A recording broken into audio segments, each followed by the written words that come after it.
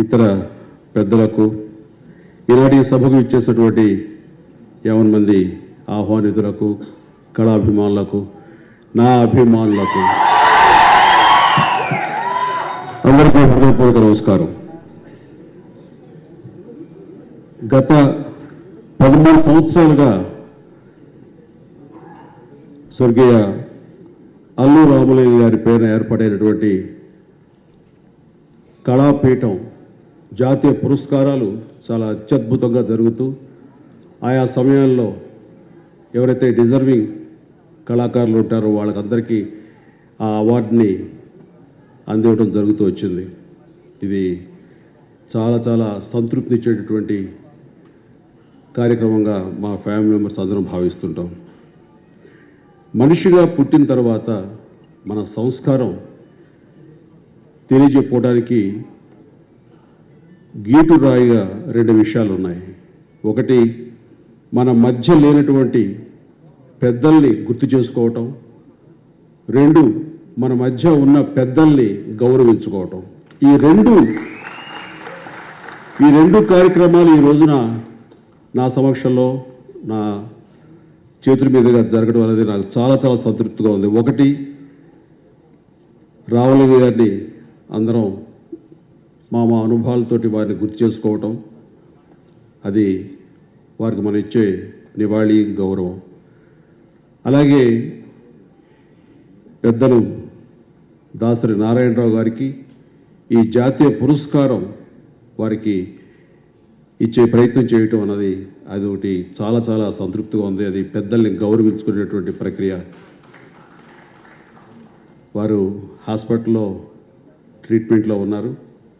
వారు త్వరగా కోలుకోవాలని, మళ్ళీ మన మధ్యకు రావాలని, ఇలాంటి ఫంక్షన్లో వాళ్ళు పార్టిసిపేట్ చేయాలని చేస్తారని ఆశాభావంతో ఆ భగవంతుని ప్రార్థిస్తూ వారి ఆరోగ్యం త్వరగా చేకూరాలని నేను కోరుకుంటున్నాను. ఈ రోజున రామలింగ గారికి దాసరి గారికి ఉన్న అనుబంధం గురించి చెప్పుకోవాల్సి వస్తుంది. ఈనాటిది కాదు, గీతా ఆర్ట్స్ ప్రారంభ దశలో, అంటే 2వ సినిమాకి దర్శకులు శ్రీ దాసరి నారాయణరావు గారు, మా ఊళ్ళో మహాశివుడు.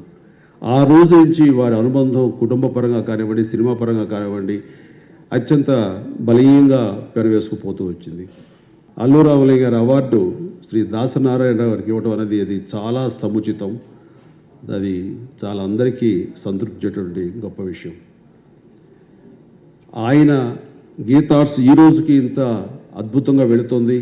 ఈ రోజుకి నెంబర్ 1 సంస్థగా ఈ ఫిలిం ఇండస్ట్రీలో ఉంది అంటే దానికి కారణం శ్రీ దాసరి నారాయణరావు గారు ఆనాడు వేసినటువంటి పునాది అని నేను భావిస్తున్నాను.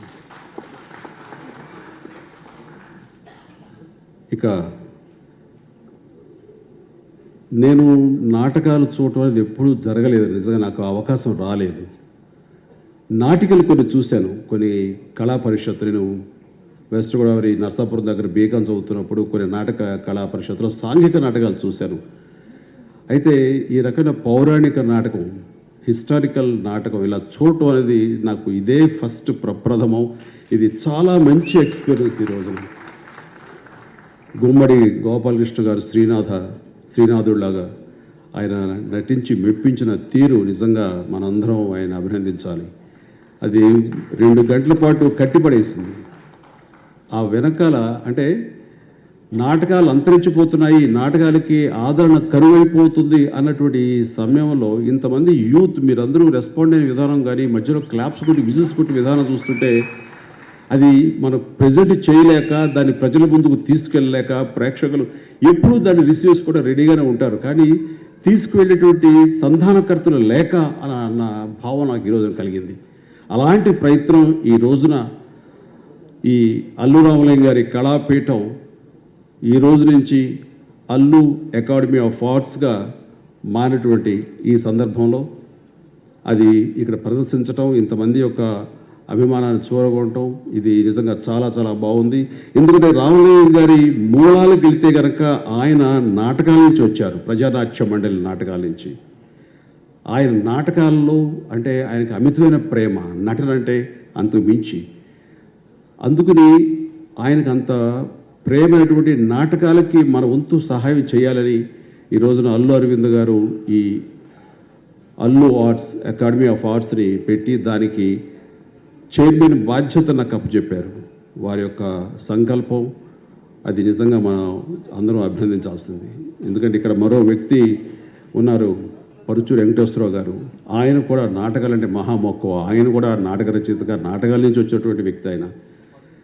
ఆయన కుమారుడు అకస్మాత్తుగా చనిపోయిన తర్వాత ఆ కుమారుడు రఘుబాబు ప్రేరణ ఆయన నాటక సంస్థని ఏర్పాటు చేసి ఈరోజు కూడా ఎన్నో సంవత్సరాలుగా దశాబ్దాల పైగా ఆయన ఈ నాటకాలని ప్రోత్సహిస్తూ ఆ రకంగా ఆయన వంతు కృషి ఆయన చేస్తున్నారు. ఈ నాటకాలను నిలబెట్టాలని, దానికి జీవం పోయాలి, ప్రాణం పోయాలంటూ.